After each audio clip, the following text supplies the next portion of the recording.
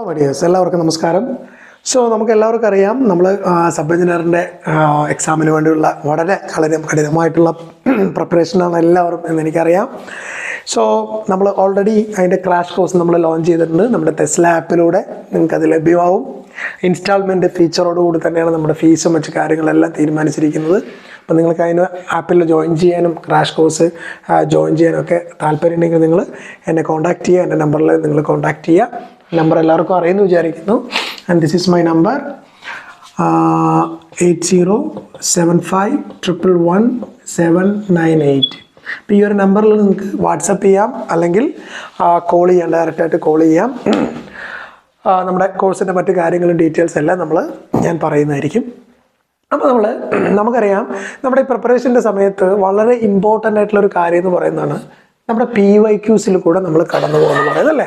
അപ്പോൾ ഞാൻ ഓൾറെഡി എൻ്റെ പല വീഡിയോകളിലും ഞാൻ പറഞ്ഞിട്ടുണ്ട്, നമ്മൾ PYQ എന്ന് പറഞ്ഞാൽ ഒരിക്കലും നിങ്ങളിപ്പോൾ കേരള PSCയുടെ PYQ മാത്രം നോക്കിയിട്ട് ഇപ്പോൾ നിങ്ങൾക്ക് എത്ര PYQ കിട്ടും? കേരള PSCൻ്റെ വളരെ കുറച്ചാണ്, ലിമിറ്റഡ് ആണ് നമുക്ക് കിട്ടുന്നത്. അത് നമുക്കൊരു സബ്ജക്റ്റ് വൈസ് PYQ നമുക്ക് കിട്ടുന്നില്ല അല്ലേ.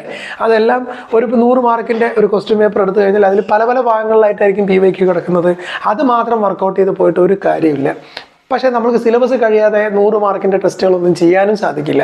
അപ്പോൾ നമ്മൾ എന്താ ചെയ്യാന്ന് ചോദിച്ചു കഴിഞ്ഞാൽ, അടുത്ത വേറൊരു പ്രശ്നം കൂടി എന്ന് പറഞ്ഞാൽ, സിലബസ് എല്ലാം പഠിച്ചു കഴിഞ്ഞിട്ട് ഞാനിനി PYQ ചെയ്യാമെന്ന് പറഞ്ഞാൽ അതിനുള്ള സമയം നമ്മുടെ കയ്യിലില്ല. പക്ഷേ PYQയിലൂടെ കടന്നു പോകണം. എല്ലാം കൂടി ഒന്ന് ആലോചിക്കുമ്പോൾ ഇതിനൊരു നല്ലൊരു ഫീസിബിൾ ആയിട്ടുള്ള സൊല്യൂഷൻ എന്ന് പറയുന്നതാണ് ഞാൻ ഈ ഒരു വീഡിയോയിൽ നിങ്ങളായിട്ട് ഷെയർ ചെയ്യാൻ പോകുന്നത്. How to use PYQ effectively. PYQൻ്റെ ബുക്കുകളൊക്കെ നമ്മുടെ കയ്യിലുണ്ടാവും. നമ്മൾ പല വീഡിയോസിലും പറഞ്ഞിട്ടുണ്ട്. യൂത്ത് കോമ്പറ്റീഷൻ ടൈംസിൻ്റെ JEയുടെ വോളിയം 1ഉം JEയുടെ വോളിയം 2 ആണ് ഏറ്റവും നല്ല ബുക്ക് എന്ന് പറയുന്നത്. PYQ ഒക്കെ നിങ്ങൾക്ക് നന്നായിട്ട് നോക്കാനും നല്ലൊരു നോളജ് ലെവലിൽ നിങ്ങൾക്ക് സെൽഫായിട്ട് സ്റ്റഡി ചെയ്തിട്ട് മുകളിലേക്ക് കൊണ്ടുവരാനൊക്കെ പറ്റുന്ന നല്ലൊരു ബുക്കാണ്. ഞാൻ ഓൾറെഡി ഒരുപാട് കുട്ടികൾക്ക് അത് റെഫർ ചെയ്തു. കുട്ടികൾ ഉപയോഗിച്ചവരെല്ലാവരും വളരെ നല്ല അഭിപ്രായമാണ് അതിനെപ്പറ്റി പറയുന്നത്. ഇത്രയും നല്ല ബുക്ക് ഇതുവരെ നമ്മൾ കാണാതെ പോയല്ലോ എന്നുള്ള രീതിയിലുള്ള ആ ഒരു അത്രയും പോസിറ്റീവായിട്ടുള്ളൊരു റിപ്ലൈ ആണ് അവരുടെ നിന്ന് കിട്ടിയത്. സോ നിങ്ങൾക്ക് വാങ്ങിക്കാം. നിങ്ങൾക്ക് അതിനുമായിട്ട് ബന്ധപ്പെട്ട ആ ബുക്കുമായിട്ട് ബന്ധപ്പെട്ട വിവരങ്ങളും നിങ്ങൾക്ക് ഈ ഒരു നമ്പറിൽ വിളിക്കണമെങ്കിൽ ഞാൻ പറഞ്ഞുതരാം. എവിടെ നിങ്ങൾക്ക് പർച്ചേസ് ചെയ്യാം. യൂട്യൂബ് നമ്മുടെ ഫ്ലിപ്കാർട്ടിലൊക്കെ അവൈലബിൾ ആണ്. ഓക്കെ, അപ്പോൾ അതിനെക്കുറിച്ചൊന്നും വിഷയമല്ല, അതെല്ലാം നമുക്ക് കിട്ടുന്നതാണ്. You can contact me any time, no problem. അപ്പോൾ എങ്ങനെയാണ് നമ്മളൊരു PYQന് എഫക്റ്റീവായിട്ട് യൂസ് ചെയ്യാന്നാണ് നമ്മൾ ഇന്നത്തെ വീഡിയോ നോക്കാൻ പോകുന്നത്. നോക്കൂട്ടാ, നമ്മളൊരിക്കലും സബ്ജക്റ്റ് വൈസ് ഒരു സബ്ജക്റ്റ്, ഇപ്പോൾ മെഷർമെൻറ്റ്സ് പറയുന്ന ഒരു സബ്ജക്റ്റ് മുഴുവൻ കഴിഞ്ഞിട്ട് ഞാൻ PYQ ചെയ്യാൻ നിൽക്കട്ടെ എന്ന് പറഞ്ഞാൽ സമയം ഇല്ല, നമുക്ക് പഠിക്കാം, അത് നമുക്ക് എത്തത്തില്ല. നമ്മൾ എന്താ ചെയ്യേണ്ട കാര്യം എന്ന് ഞാൻ പറയാം. ടോപ്പിക് വൈസ് PYQ ചെയ്യാനായിട്ട് ട്രൈ ചെയ്യാം. എന്താണ് ഈ ടോപ്പിക് വൈസ് PYQ കൊണ്ട് ഞാൻ ഉദ്ദേശിക്കുന്നത്? ഫോർ എക്സാമ്പിൾ, എറേഴ്സ് എന്ന് പറയുന്ന ഒരു ടോപ്പിക്ക് ഞാൻ മെഷർമെൻറ്റിൽ പഠിച്ചു എന്നിരിക്കട്ടെ. എററുമായിട്ട് ബന്ധപ്പെട്ട് ഇപ്പോൾ യൂത്ത് കോമ്പറ്റീഷൻ ടൈംസിൽ ഒത്തിരി ക്വസ്റ്റ്യൻസ് നമുക്ക് കാണാനായിട്ട് സാധിക്കും. മനസ്സിലാണോ?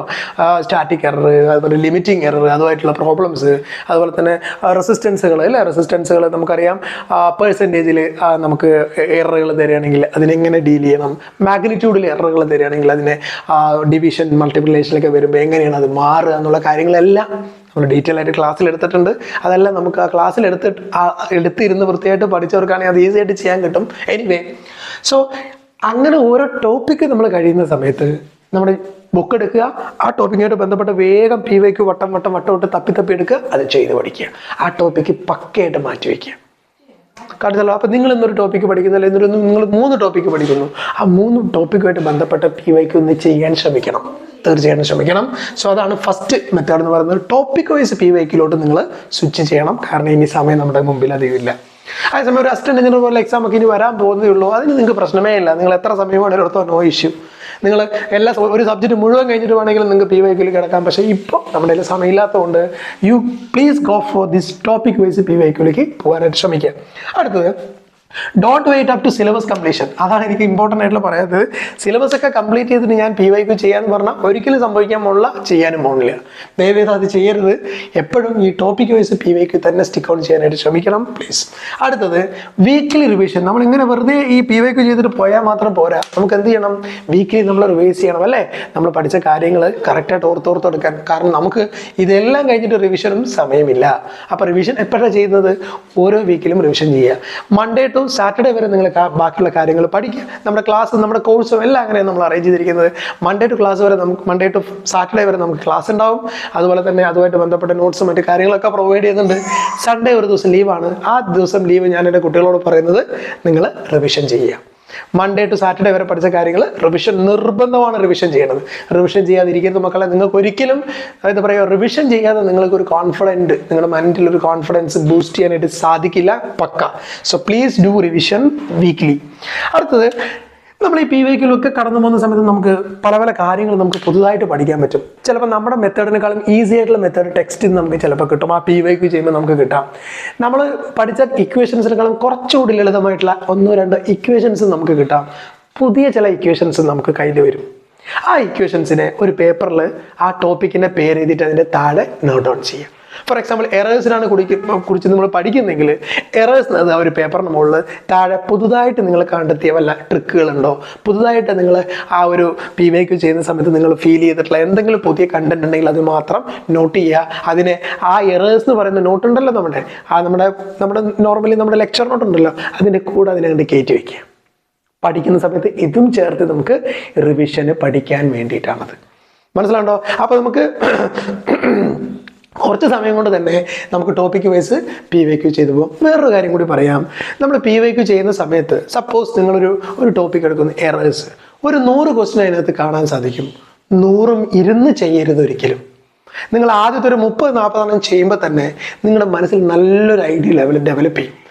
ആ ഐഡിയ വെച്ചിട്ട് നിങ്ങൾ ജസ്റ്റ് നോക്കിയാൽ മാത്രം മതി അടുത്ത ക്വസ്റ്റ്യൻസ്. ഇതിങ്ങനെയല്ല ചെയ്യേണ്ടത് നോക്കുക, ആ സ്റ്റെപ്പുകൾ മനസ്സിലാക്കുക, അടുത്ത ക്വസ്റ്റിലേക്ക് പോവുക. ഇങ്ങനെയല്ല ചെയ്യാൻ നോക്കുക, അടുത്ത സ്റ്റെപ്പ് മനസ്സിലാക്കുക, അടുത്ത ക്വസ്റ്റിലേക്ക് പോവുക. ഇരുന്ന് ചെയ്യാൻ നിന്നാൽ വീണ്ടും ടൈം പോകും. സമയമുള്ള സമയത്താണെങ്കിൽ നമുക്ക് അസിസ്റ്റന്റ് എഞ്ചിനീയർ നമ്മൾ കോഴ്സ് ലോഞ്ച് ചെയ്യുന്നുണ്ട്. അസിസ്റ്റന്റ് എഞ്ചിനീയർ ഇതെല്ലാം നമ്മൾ ഡീറ്റെയിൽ ആയിട്ട് തന്നെ നോക്കി പോകും. ഇരുന്ന് ക്വസ്റ്റ്യൻ നമ്മൾ ചെയ്യും. പക്ഷേ ഇപ്പം നമ്മുടെ സമയമില്ല. So don't do that. ഇപ്പം നമ്മൾ ഇതിന് ആദ്യത്തെ ഒരു 50 ക്വസ്റ്റ്യൻ കൃത്യമായിട്ട് ചെയ്യുക, 50-40 ക്വസ്റ്റ്യൻ കൃത്യമായിട്ട് ചെയ്യുക. അടുത്ത് നോക്കി പോവുക. പുതിയ വല്ല ക്വസ്റ്റ്യൻ ഉണ്ടോ എന്നാണ് സെർച്ചിങ് ചെയ്യേണ്ടത് നമ്മൾ ആ ഒരു മൂവ്മെൻറ്റിൻ്റെ ഇടയിൽ. മനസ്സിലാണോ? പുതിയ വല്ല ക്വസ്റ്റ്യൻ ഉണ്ടെങ്കിൽ നോട്ട് ചെയ്യുക, അത് മാത്രം ഒന്ന് വർക്കൗട്ട് ചെയ്തിട്ട് പടപടയുന്ന കാര്യങ്ങൾ നോക്കുക. അപ്പോൾ ടോപ്പിക് വൈസ് തന്നെ കഴിഞ്ഞിട്ട് നിങ്ങൾ അന്ന് ഉറങ്ങിയാൽ മതി. അങ്ങനെയായിരിക്കണം നിങ്ങളുടെ ഒരു പ്രിപ്പറേഷൻ എന്ന് പറയുന്നത്. അപ്പോൾ ടോപ്പിക്ക് പഠിച്ചു, ആ ടോപ്പിക്ക് ഒപ്പം തന്നെ നമ്മൾ PYQൽ കടന്നുപോയി. ആ ടോപ്പിക്ക് നമ്മൾ പക്ക സ്ട്രോങ് ആയി. ആ ടോപ്പിക്കിൽ നമ്മൾ എന്തായി പക്ക സ്ട്രോങ് ആയി. തീർച്ചയായിട്ടും നല്ലൊരു മാറ്റം നമ്മളിൽ ഉണ്ടാക്കാൻ സാധിക്കും. ഇങ്ങനെയുള്ളൊരു പ്രിപ്പറേഷൻ രീതി ഒന്ന് ട്രൈ ചെയ്ത് നോക്കുക. ജസ്റ്റ് ഒരു 1 വീക്ക് എടുത്തൊന്ന് ട്രൈ ചെയ്ത് നോക്കുക. ഒരു 1 or 2 വീക്ക് ഒന്ന് ട്രൈ ചെയ്ത് നോക്ക്. നിങ്ങൾക്ക് ബെനിഫിറ്റ് ആയിട്ട് തോന്നുന്നില്ല എങ്കിൽ, നിങ്ങൾക്ക് ഒരുപാട് സ്ട്രെസ് ക്രിയേറ്റ് ആവുന്നു തോന്നുകയാണെങ്കിൽ സിംപ്ലി ലൂസ് ചെയ്യുക, വിട്ടോളുക, കുഴപ്പമില്ല. നിങ്ങൾ നിങ്ങളുടേതായിട്ടുള്ള ഇഷ്ടത്തിൽ പഠിക്കാം. But this is very effective. എൻ്റെ കുട്ടികൾ ഇപ്പോൾ എല്ലാം ചെയ്യുന്നത് ഇങ്ങനെയാണ്. ഞാൻ എടുക്കുന്ന ഒരു ടോപ്പിക് ഉണ്ടാവും, ആ ടോപ്പിക്കായിട്ട് ബന്ധപ്പെട്ട 1-2 ടോപ്പിക്കുകൾ ഞാൻ എടുക്കും. അതുമായിട്ട് ബന്ധപ്പെട്ട PYQ അവർ അന്ന് തന്നെ ഇരുന്ന് ചെയ്ത് ഫിനിഷ് ചെയ്ത് സ്റ്റെപ്പ് ബൈ സ്റ്റെപ്പ് ആയിട്ട് നോട്ട് ചെയ്തിട്ടാണ് മുന്നോട്ട് പോകുന്നത്. അവർക്ക് നല്ല മാറ്റങ്ങളുണ്ടെന്നാണ് പറയുന്നത്. അവരുടെ പ്രോബ്ലമായിട്ട് സ്കില്ലിൽ തന്നെ നോളജ് ലെവലിലാണെങ്കിലും നല്ല ഇമ്പ്രൂവ്മെൻ്റ് ഉണ്ടെന്നാണ് അവർ പറയുന്നത്. സോ അതുകൊണ്ടാണ് ഞാൻ നിങ്ങൾക്കും ഷെയർ ചെയ്യുന്നത്. You can use these. Okay, so thank you so much.